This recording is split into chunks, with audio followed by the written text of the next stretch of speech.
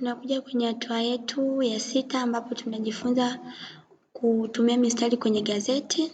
Nakuja kwenye hii sehemu imeandikwa line tool, na click ili kuchagua mstari ambao utautumia. Mfano mimi nakuja kuchora mistari yangu hapa.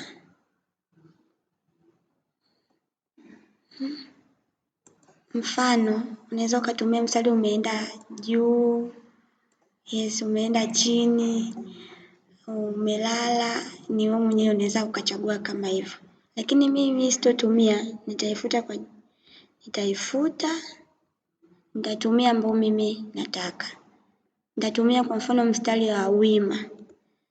Wima na uchora hapa, mstari wa wima kama hivi kwenye gazeti langu. Alafu then ninakuja na highlight mstari wangu niliochagua. Na highlight. Nikisha highlight naenda huku naangalia mstari ambao, aina mstari ambao mimi naweza nikautumia wote naotaka. Kama hivyo, ninakuja ninachagua F.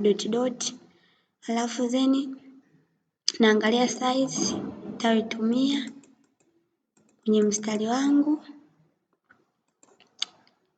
kama hivyo. Mstari kama hivyo nimeweka hapo kwenye gazeti, namna kama hivyo unaweza nao ukatumia. Hiko ndio kipengele chetu cha 6.